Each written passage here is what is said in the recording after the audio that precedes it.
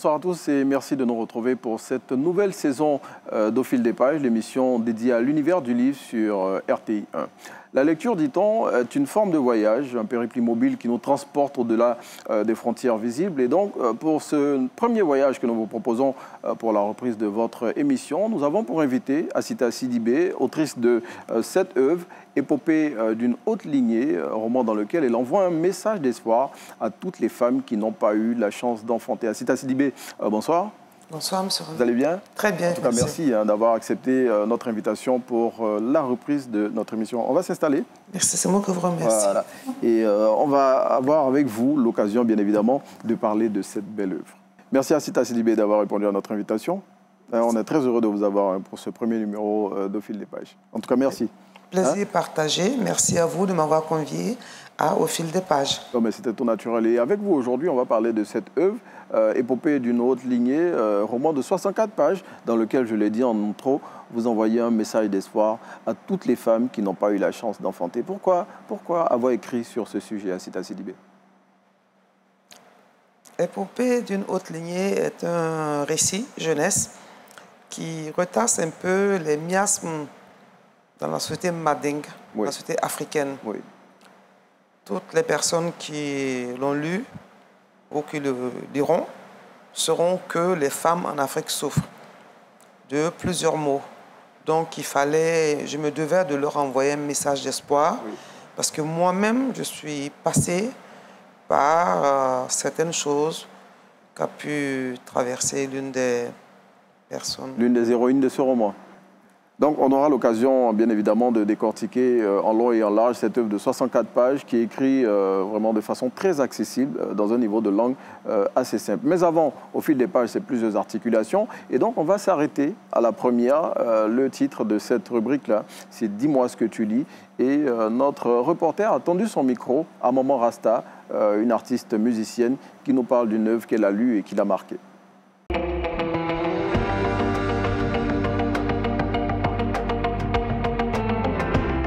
Merci Renaud, chers téléspectateurs, bienvenue dans Dis-moi ce que tu lis. Aujourd'hui, nous avons l'honneur d'accueillir une invitée qui incarne la passion, la culture et l'engagement. Maman Rasta, membre emblématique du groupe reggae Papa et Maman Rasta Family. Maman Rasta, merci d'avoir accepté notre invitation. Déjà, parlez-nous du livre qui vous a particulièrement marqué. Bonjour, merci à toi de m'avoir invité. Alors, il y a eu beaucoup de livres qui m'ont marqué, notamment les livres saints, forcément, que je consulte tous les jours. C'est un livre que j'ai recherché pendant longtemps parce que c'est un livre qui était traduit essentiellement en anglais. C'est l'autobiographie de Rastafari, de Haïli Sélassié. Une autobiographie qu'il a fait de 1892 à 1937, je crois, et qui retrace un petit peu tout son parcours. Et sa vie, donc la vie de ce grand empereur africain qui vient du roi Salomon et de la reine de Saba et qui nous raconte sa vie, mais une vie très humble, très dénuée de faste, de richesse comme on s'imagine les rois d'Europe. Et du coup, c'est vraiment un livre qui m'a beaucoup marqué. Dites-nous, pourquoi ce livre a eu un tel impact sur vous ? Alors, il y a eu plusieurs choses parce que déjà, j'ai appris ce que c'était que la vraie royauté africaine, comment elle était pratiquée et comment celui qui représentait, on va dire, le summum de cette royauté, parce qu'il n'y a eu qu'un empereur qui vient du roi Salomon et de la reine de Saba, qui nous est resté jusqu'en 1974, qui a été empereur d'Éthiopie. Et cet homme qui a un passé glorieux, mais nous explique dans sa vie de tous les jours qu'en fait, il a vécu des choses, mais très simples, des fois des choses dangereuses dans sa vie, dans son parcours de vie, qui l'ont amené à être ce qu'il a été après, c'est-à-dire empereur d'Éthiopie et ambassadeur de l'Union africaine, promotionneur d'une unité africaine. et d'une unité mondiale, parce qu'il a eu deux grands discours qui ont marqué vraiment son temps. C'était celui en 1936, pendant que l'Italie avait envahi l'Éthiopie, et celui de 1962 où il a fait un discours, mais qu'il faut vraiment aller chercher. C'est un discours qu'il a fait pour la première organisation de l'ONU. Et c'est un discours où il a expliqué justement comment il fallait qu'on se comporte dans les années, enfin pour nous en fait, c'est pour nos générations et les générations futures. Donc il y a plein de choses, c'est des choses qu'il faut aller chercher. Ce livre m'a montré que un grand homme avec autant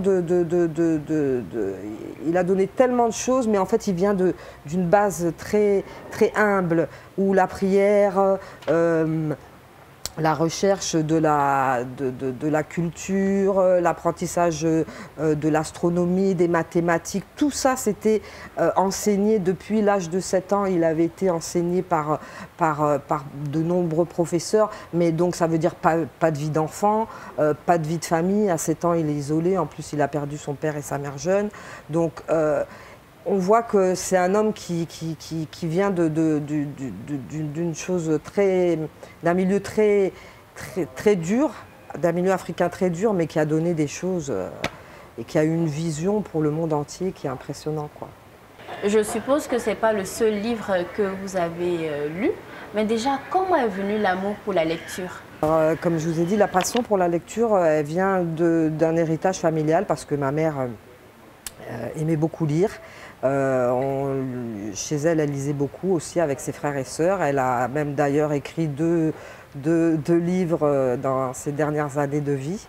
Donc elle nous a inculqué ce don. Mais moi, j'ai plus recherché dans la lecture des réponses historiques, parce que pour moi, la littérature, c'est un peu des preuves et des témoignages de l'histoire. Et en allant justement vers cette autobiographie de ce grand empereur Haïlé Sélassié, j'ai compris un petit peu mieux l'histoire africaine, l'histoire ancestrale, avant même la colonisation, une histoire qui est d'un pays qui a été préservé de toute invasion extérieure et qui nous donne une culture et une histoire qui vient très spirituelle, qui nous demande de respecter notre créateur et la création en général. Quel rôle pensez-vous que les livres et la lecture peuvent jouer dans l'éveil des consciences?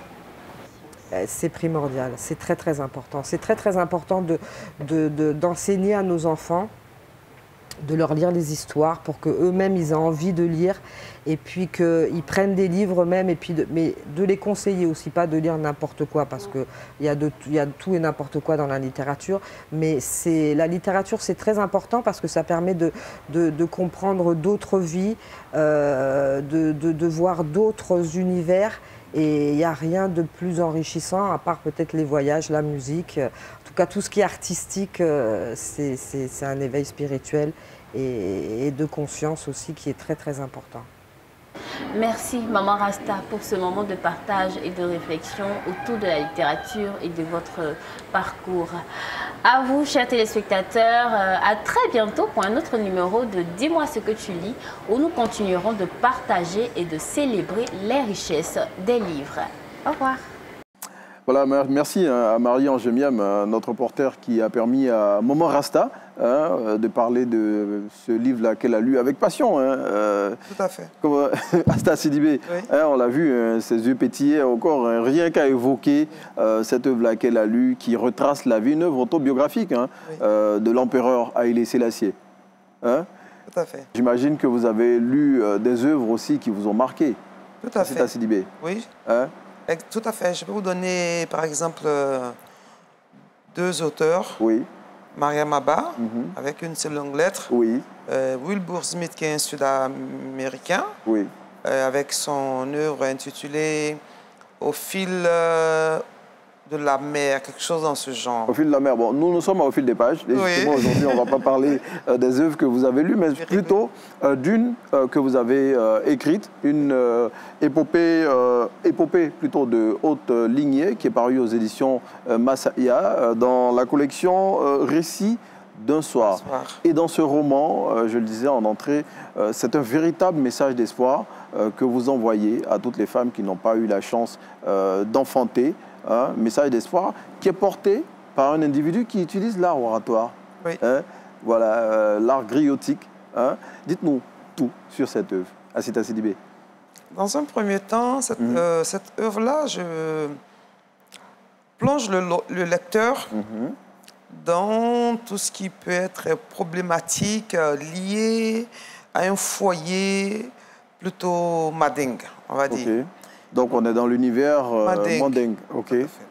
Et donc, par la suite, il nous amène dans plusieurs problèmes. Il nous amène au Mali, il nous amène chez les Bozo, qui sont des pêcheurs, et par conséquent, chez les griots. Et effectivement, il y a un médecin qui est griot, qui va utiliser cet art oratoire-là pour essayer de penser la douleur que peut ressentir cette dame qui, ma foi, souffre énormément. Cette dame que vous avez nommée Aïssatou. Aïssatou, qui elle-même est née d'une mère qui a eu de longues difficultés avant de pouvoir lui donner la naissance. Et elle, on dira malheureusement, à son tour, elle n'arrive pas à enfanter. Mais malgré cela, je dis, son mari nous démontre à travers votre récit que la force de l'amour peut vaincre toutes les barrières. C'est cela. Oui. La mère donc de Aïssatou, effectivement, elle est restée dans un foyer plutôt difficile. C'est un peu un pan de l'histoire de ma mère que je raconte. Parce qu'elle a réellement souffert. Comme vous avez pu le constater, Sira, dans cette œuvre-là, a dû vivre des situations vraiment difficiles, en ce sens que n'arrivait pas à enfanter, 10 années de mariage. Oui, on sait combien de fois, comment ça se passe dans les foyers, pas seulement dans les foyers mandingues, en Afrique en général. En Afrique en général. Une femme mariée qui n'arrive pas à enfanter, elle est exposée à toutes sortes de Tout à fait. Et parfois, lorsqu'elles perdent leur époux, elles sont exposées au lévira. Chose que je ne voudrais pas juger ici, mais qui, ma foi, pourrait ne pas être facile pour les dames. Oui, on l'imagine. Et je veux dire, après avoir traversé toutes ces difficultés, Sira, donc la mère d'Aïssatou, finalement arrive à donner vie. Et elle met au monde Aïssatou, qui vient illuminer son foyer après combien d'années de souffrance. Et Aïssatou, à son tour, quand elle devient femme, qu'elle se marie, elle est victime, je ne dirais pas victime, mais elle est stérile suite à une hystérectomie, qui est une ablation partielle ou totale de l'utérus. Et à partir de là, justement, se met en place toute la thématique que vous développez dans ce roman-là, grâce à son ami qui utilise l'art griotique pour essayer justement de lui remonter le moral. Et aussi montrer combien l'amour peut nous amener à se surpasser et à dépasser beaucoup de choses. Son mari, comme vous avez pu le constater, par la force de l'amour qui le lie à Aïssatou, Malik va lui trouver un enfant qui sera le leur. Donc ils vont adopter un enfant qui va venir illuminer leur maison et justement panser les plaies de son épouse qui n'arrive pas à enfanter. C'est cela. Parce que l'enfant n'appartient pas qu'à la seule personne qui l'a engendré, qui l'a porté en son sein, je voulais dire. Et donc, justement, vous avez parlé tout à l'heure de l'histoire de votre mère que vous contez à travers cette œuvre-là. Je veux dire, c'est plutôt une œuvre autobiographique, Assita Sidibé. Parce que, je veux dire, pendant nos échanges, vous avez fait comprendre que la situation d'Aïssatou était la vôtre. Partiellement, oui. Sauf que Aïssatou, dans l'ouvrage, elle est expert comptable. Oui, vous ne l'êtes pas. Voilà. Aïssatou, elle est mariée à Malik. Voilà, il y a beaucoup de choses qui ne sont pas identiques. Mais il faut avouer que moi-même, j'ai dû subir une hystérectomie. Et ce n'est pas une fin en soi. C'est en cela que je voudrais donner confiance aux dames, leur dire que tout n'est pas fini juste parce que vous vous êtes fait ôter l'utérus. L'utérus, lorsque vous allez faire cette intervention chirurgicale que vous l'enlevez, il y a possibilité d'avoir toujours des enfants. Il y a deux possibilités. Dans le premier cas, c'est très rare qu'une grossesse intervienne. Dans le deuxième cas, il est possible que le chirurgien donc, conserve les ovules et à condition aussi qu'il ait préservé les ovaires et les... c'est un autre terme qu'ils utilisent les médecins, quelque chose de... Mais en tout cas, ce qu'on va retenir, c'est qu'il est possible de faire un enfant même si vous subissez une hystérectomie. Oui. Et c'est ce que vous avez voulu traduire dans cette œuvre. C'est ça. Et puis, même si vous n'avez pas d'enfant biologique, ça ne fait rien. L'important, c'est de pouvoir donner de l'amour à des enfants. Il y a des millions d'enfants de par le monde qui ne demandent qu'à être aimés, qui ne demandent qu'à être entretenus, qui ne demandent qu'à avoir une mère.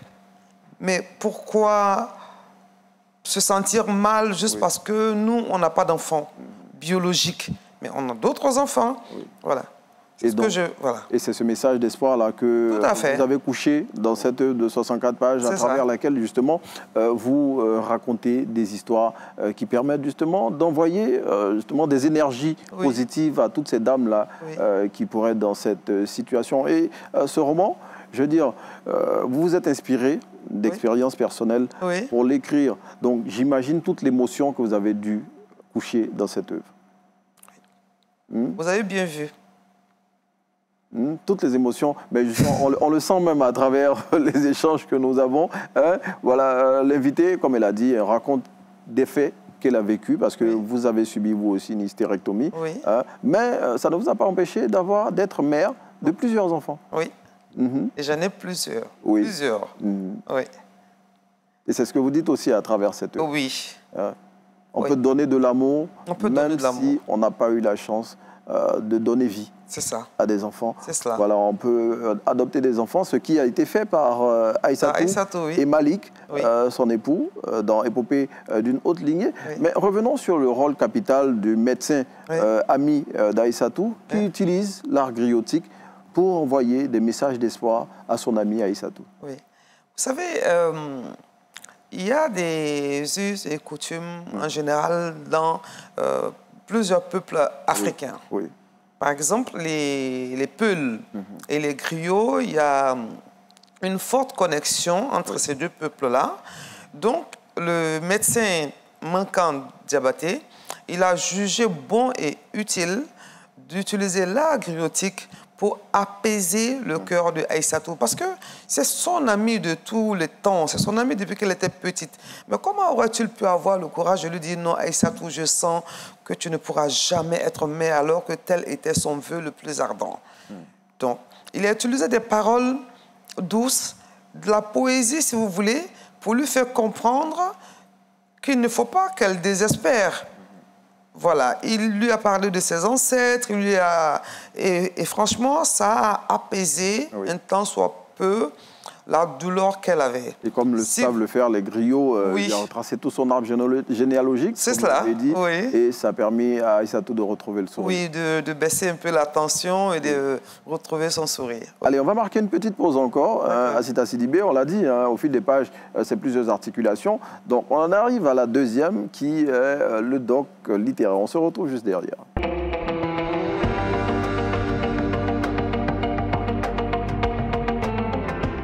Je suis Atanda Chérif Abidogoun, enseignant, écrivain et promoteur culturel. Commissaire général du Festival des Arts et du Spectacle à l'école, FAS, Festival des Arts et du Spectacle à l'école. Le FAS est un festival innovant en milieu scolaire qui a pour mission d'associer divertissement et apprentissage. Sa première édition s'est déroulée l'an dernier et ne concernait que les élèves du lycée moderne de Koumassi. Au regard de l'engouement qu'il y a eu l'an dernier, nous avons eu l'autorisation de Mme Le Drena Abidjan 2 pour étendre ce concours à tous les établissements de l'unité pédagogique Koumassi, zone 1, autour du thème « Ma plume contre la violence sous toutes ses formes ». Alors, à partir de cette thématique, des élèves de la 6e à la terminale ont produit eux-mêmes des textes qu'ils sont venus ensuite déclamer. Et cette déclamation leur a permis de rendre hommage pour certains à leurs amis, atteints même parfois de maladies. il y a eu beaucoup d'émotions pendant ces différentes étapes-là. Je n'ai même pas eu le temps de comprendre qu'on m'avait annoncé que la maladie était en train de me drépanocytose, ce surnom-t-il apparent. Aujourd'hui, je suis très émue et j'ai été vraiment touchée par le texte que ma camarade a écrit spécialement pour moi. Ça m'a vraiment fait plaisir de savoir qu'il y a encore des personnes qui portent un grain d'amour dans ce monde et il y a des personnes qui vous soutiennent même dans vos moments plutôt difficiles. Je tenais à lui dire vraiment merci. Merci parce que je n'ai pas de mots pour exprimer ma reconnaissance. Merci beaucoup à toi. C'est une activité qui est pratiquée de façon saine et qui a de l'attrait. Le lauréat de cette édition aura pratiquement les mêmes prix que la lauréate de l'an dernier, c'est-à-dire un trophée, un lot de livres, des livres offerts par l'Association des écrivains de Côte d'Ivoire et par des personnes de bonne volonté. Des médailles offertes par le Festival des arts et du spectacle à l'école et des médailles offertes par l'Association des écrivains de Côte d'Ivoire, que nous tenons à remercier à travers sa présidente, Dr Hélène Lobé, qui continue de nous soutenir depuis la première édition. Il faut dire que c'est un projet que nous sommes en train de faire sur fonds propres, vu que nous sommes nous-mêmes amoureux de la littérature et de la culture. C'est le lieu pour nous de lancer un appel au ministère de la Culture et de la Francophonie, de faire un appel à toutes les personnes qui souhaitent bien nous aider à encourager davantage nos candidats à faire de ce projet un projet de qualité, un projet à travers lequel tous les élèves de Côte d'Ivoire, tous les enfants de la République de Côte d'Ivoire pourront apprendre, pourront se former, pourront, on va dire, écrire, puisque à travers le slam, pour faire le slam, il faut avoir aussi une assise culturelle, une assise littéraire. Donc nous aurons besoin de livres, nous aurons besoin d'ordinateurs pour aider nos élèves, nous aurons besoin de médailles, nous aurons besoin, pourquoi pas, de financement également pour pouvoir faire mener à bien toutes ces différentes activités. Nous remercions déjà ceux qui nous soutiennent, c'est-à-dire Madame le Draina Abidjan 2, la mairie de Koumassi, l'Association des écrivains de Côte d'Ivoire, toutes les personnes de bonne volonté. Nous appelons tous les partenaires qui veulent bien se joindre à nous. Nous remercions la RTI également pour tout ce qu'elle a pu faire pour ce concours-là. Nous appelons tous les partenaires de bonne volonté à nous rejoindre dans ce combat noble pour faire de l'éducation-formation, pour faire du slam et de la poésie le moyen privilégié pour transmettre des messages de qualité. Je vous remercie. Et justement, donc, le doc littéraire qui permet de faire le compte-rendu de diverses activités liées à l'univers du livre. Et donc, on a pu entendre le promoteur du FAS, le Festival des arts et du spectacle, à l'école, qui parlait de son événement dont la deuxième édition s'est tenue récemment. Et donc, si vous avez des activités liées au livre, vous pouvez nous contacter au numéro qui s'affiche au bas de vos écrans et on se fera fort de s'y rendre et surtout d'en faire le compte-rendu. Allez, on revient à notre invité, Assita Sidibé. Bon, on est vers la fin de nos échanges. Donc, je le disais tantôt, épopée d'une haute lignée. Vous le voyez, œuvre qui tient dans la main, qu'on peut déguster en moins de 30 minutes, partout où on se trouve. Et belle œuvre qui, je le rappellerai jamais assez, envoie un message d'espoir à toutes ces femmes-là qui vivent cette situation qui peut être douloureuse pour une femme, surtout mariée. On imagine toutes les railleries auxquelles elle est exposée. Et donc, c'est tout ça que vous avez voulu bien traduire en note d'espoir dans ce roman. Assita Sidibé, qu'est-ce qu'on peut dire pour refermer nos échanges? Je voudrais, avant toute chose, vous remercier de la lucarne que vous m'avez donnée. Dire à toutes, lancer un message aussi à ces dames-là qui n'ont pas la joie de tomber enceinte ou d'avoir un seul enfant. Rien n'est perdu. Votre utérus peut servir à autre chose. Si une maladie doit vous emporter, enlevez cet utérus et vivez avec toutes les personnes qui vous aiment. Vivez avec tous les enfants qui vous aiment. Parce que la plus belle parole que moi je connais, où les lèvres d'une personne s'embrassent 2 fois, c'est la parole maman. Quand vous dites maman, vos lèvres s'embrassent 2 fois. Oui. Et donc, il est important de se sentir aimé et d'aimer des enfants qui ne demandent que cela. Ne perdez pas espoir. Achetez cet ouvrage. Et entre autres, je voudrais dire que Épopée d'une haute lignée a reçu un prix l'an dernier, c'était le prix Rilifa des lettres. Merci. Et bonne soirée chez vous. Je vous en prie. En tout cas, merci à vous, mesdames et messieurs, d'avoir suivi ce premier numéro d'Au fil des pages. On le rappelle, hein, c'est tous les mercredis en 15 et c'est nulle part ailleurs que sur RTI 1. Merci à Sita Sidibé, donc, avec laquelle nous avons parlé de son roman Épopée d'une haute lignée. Et elle l'a traduit elle-même à travers les mots qu'elle a prononcés au cours de cette émission. Eh bien, même si vous n'avez pas eu la chance d'avoir un enfant, il faut garder espoir parce que, je veux dire, c'est pas parce que vous n'avez pas donné vie que vous ne pouvez pas être une maman. Elle a dit le seul mot qui fait bouger les lèvres 2 fois. Qui fait que les lèvres s'embrassent elles-mêmes 2 fois. Qui fait que les lèvres s'embrassent elles-mêmes 2 fois. Elle l'a bien dit. Allez, on vous invite à acheter ce roman, 64 pages paru aux éditions Masaya Éditions. Et nous, on vous dit à très bientôt pour un autre numéro de votre émission littéraire. Bonne soirée sur RTI 1.